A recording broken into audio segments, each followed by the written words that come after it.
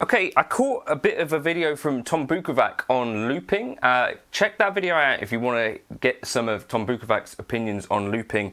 And in that video, he talks about looping being hard and about why it's hard, and talks about it being something where you need to kind of work on your internal rhythm.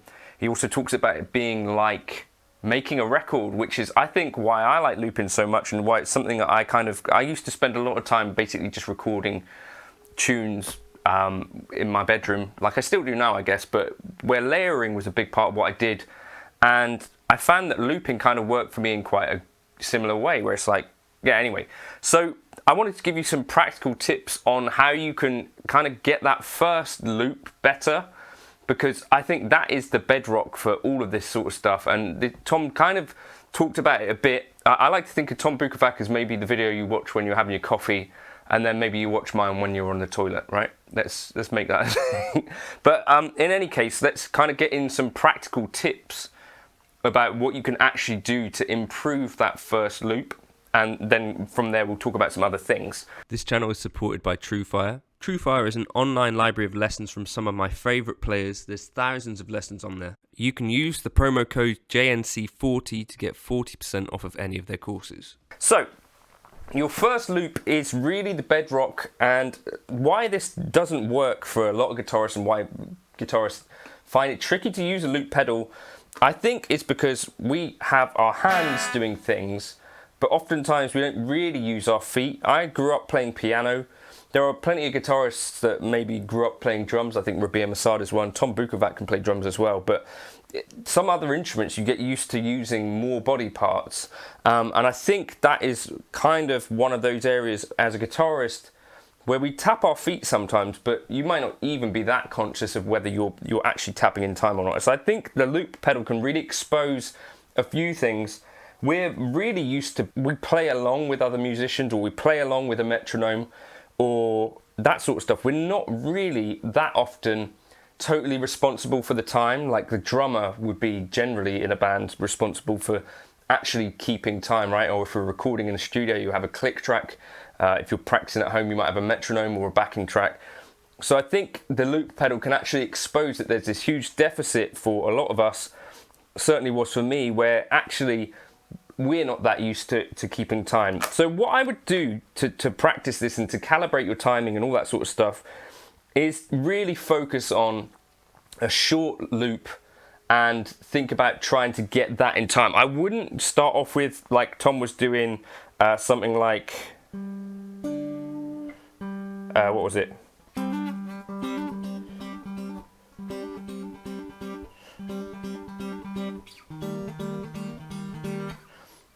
Then I think our beginning kind of loop ideas should be really, really straightforward, simple stuff.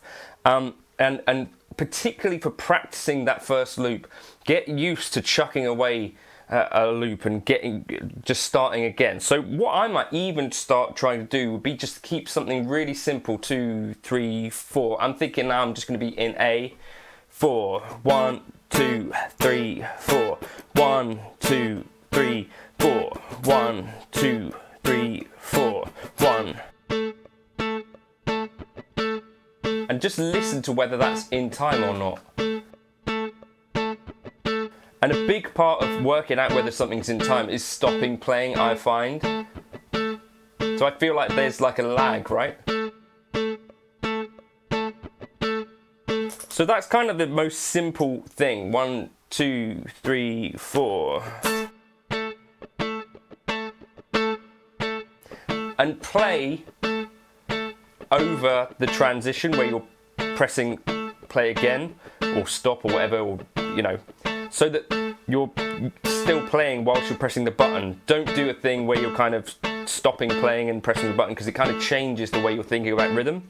So is that more in time?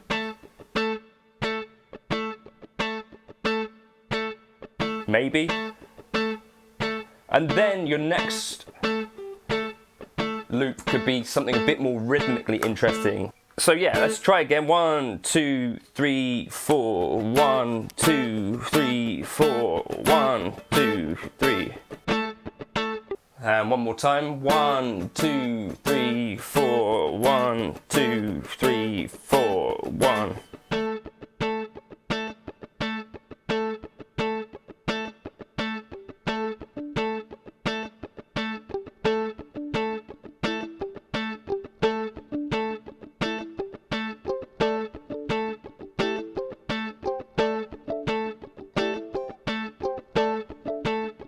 Okay, so just very quickly, you did talk about this kind of layering aspect. So I like to think of maybe your first loop as being something rhythmic.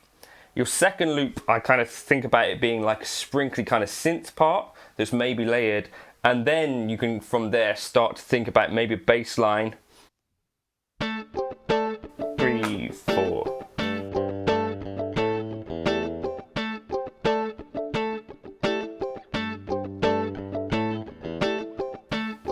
Something like that.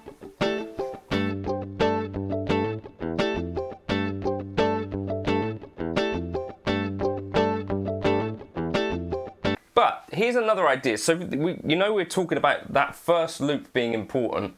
Think about whether it's going to be 1 bar, 2 bars. So start off when you're practicing this doing a 1 bar loop.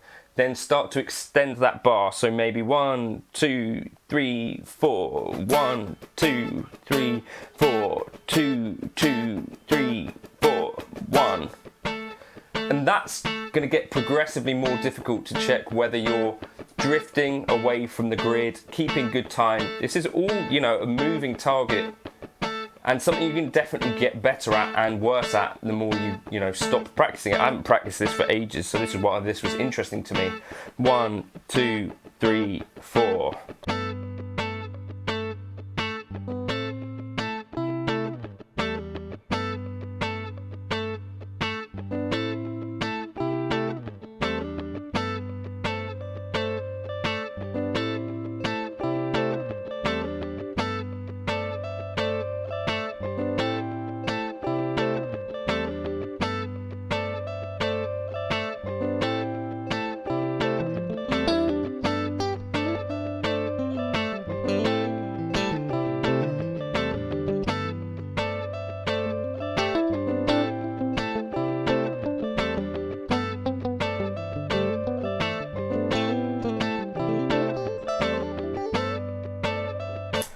Like that first loop really should be what we practice on more than this noodling over stuff, because it really is the bedrock. So some other ideas for practicing this first loop.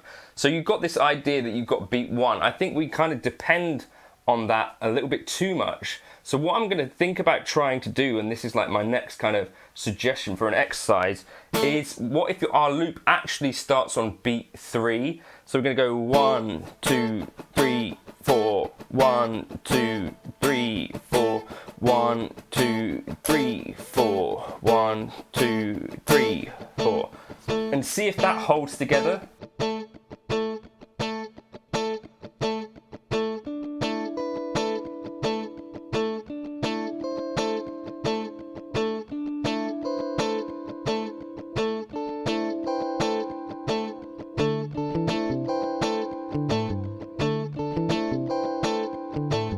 So you can hear when things go wrong, it feels like there's like a bit of a sag in there. So let's try that again. 1, 2, 3, 4. 1, 2, 3, 4. 1, 2, 3, 4.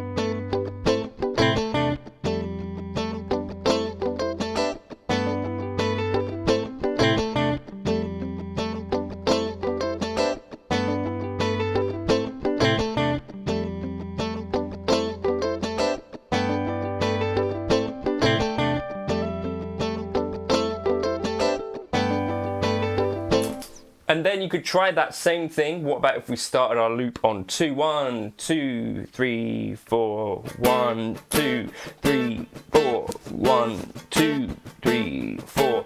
1, 2.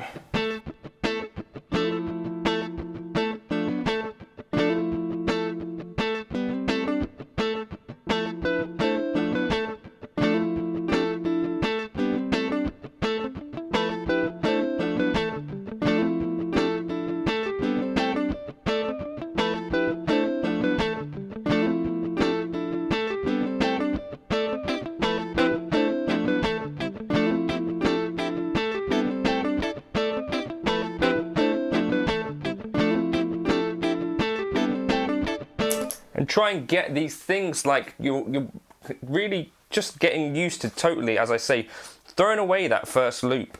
And we're just practicing that looping aspect, right? And then once you're getting better at doing this thing where you've got a piece of information on every beat, you know, so like here we go, 1, 2, 3, 4. Then you can start to venture into kind of more complicated stuff. Let's try and do this on beat 4.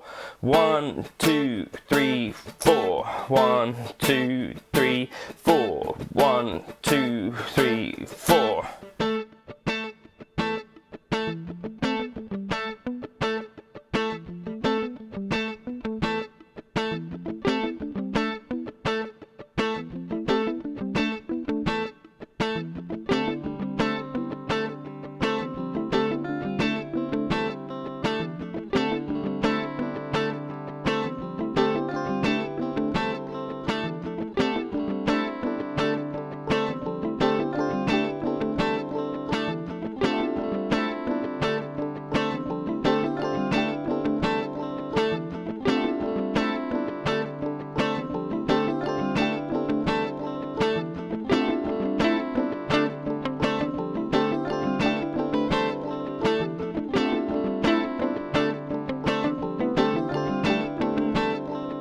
Okay, and then you could get into a longer loop again, or you could start to think about maybe I'm going to start with a bass line, but what I'm saying is that getting comfortable with this idea of laying down your first kind of thing should be the goal.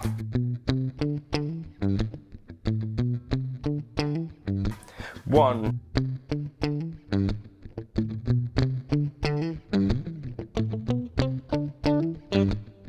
Right, so let's try that, and we're going to put the click, or whatever the loop start on 2. 1, 2, 3, 4. 1, 2, 3, 4.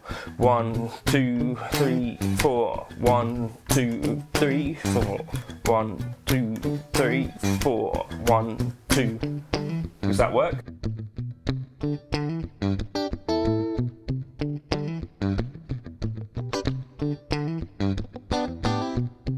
Right, now we're going to try and put it on 3. 1, 2, 3, 4. 1, 2, 3, 4. 1, 2, 3, 4. 1, 2, 3.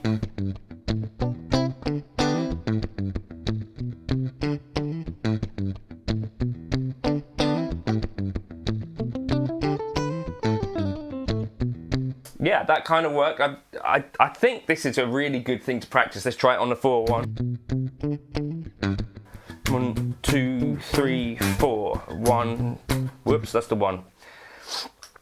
1, 2, 3, 4. 1, 2, 3, 4. 1, 2, 3, 4. That might be really hard.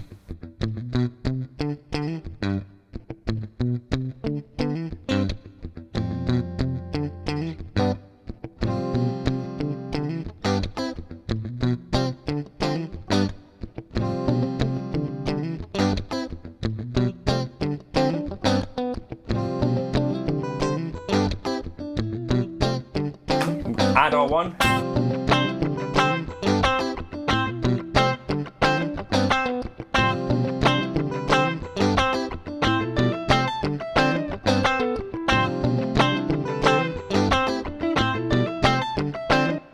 Do you see what I mean? So I think that's some really practical things that you can do to help solidify that very first loop. So have an idea of what your loop will be to start with. And start with the loop just straightforwardly on the 1, obviously. And because we're just practicing being able to create this first loop and it be reliable and good, let's try doing kind of tricks with that, where we start the loop on the 2, on the 3 or 4, and then actually just doing the normal looping thing. If we can do those other things, we'll just then feel more like second nature, easy, like falling off a log or something, at least easier than it does for you right now, where you're maybe thinking, sometimes my looping works, sometimes it doesn't. By the way, if you're feeling kind of down about your playing because this looping thing doesn't necessarily come naturally to you, like Tom said, it's not easy at all, really. I've seen Gilad Hexelman do it live with a band. Sometimes it works, sometimes it kind of doesn't. The thing is that when you're doing a loop over a longer chunk of time, that kind of drift of your internal clock is a real thing. And if you start to do like 2-bar, 4-bar, 8-bar loops, that's when you really start to notice that kind of splice. So this is kind of a way where you can start to practice this and build up. So it's like, I'm going to start with 1 bar and try and get that solid. Let's go 2 bars solid, then 4 bars. Can we get a good 4-bar loop? Let's try that. 1, 2, 3, 4. Start counting first. 2, 3, 4. 1, 2, 3, 4. 1, 2, 3, 4. 1, 2, 3, 4. 1, 2, 3, 4. Does the time, is it consistent? Do you start to speed up? Right, so the splice isn't great. Let's try again. And that's what we're doing. We're kind of just making a loop, analysing, and then don't move on until that first loop is kind of more pleasing to you. And that's how you're actually then starting to practice looping in a more meaningful way. 1, 2, 3, 4. 1, 3, 4.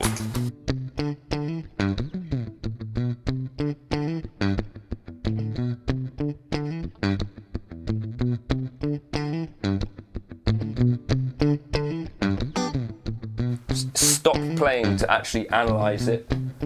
Start listening.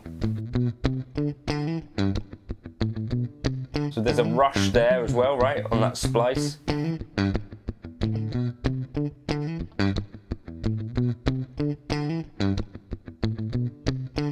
Yeah, so that's a thing that I can practice now, knowing that actually I found that loop harder to do if I do it 4 times.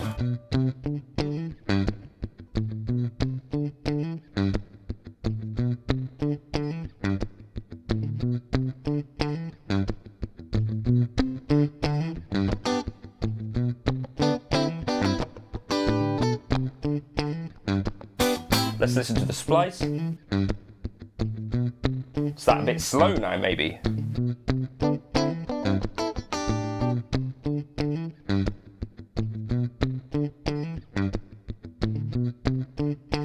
No, that splice I think is a bit better there. So before you get, too concerned over some of the more instrumentation kind of aspects of looping, like thinking about the layers of your loop. So you maybe start off with something rhythmic, add something kind of synth-like, and then more and more of that. This is, I think, this area where we can kind of make the you and the loop pedal aspect of this a little bit more simple, and make that feel like it's an easier thing rather than that first loop always being a little bit of a question mark. I think this is hopefully good advice for you, and hopefully Tom might agree that this might be a good thing to do. So try that loop first of all on the 1, then try whatever your looping part is, starting your loop pedal on the 2 and doing that over the bar, 3 on the 4, and that can be like a little looping exercise that you try each time that you're creating loops to really hone in on that aspect of you and the loop pedal in kind of synergy, and actually listening, and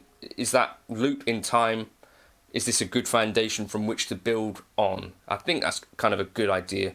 I don't know whether Tom will watch this, probably not, but if he does, maybe he could chime in the comments. He does occasionally do that.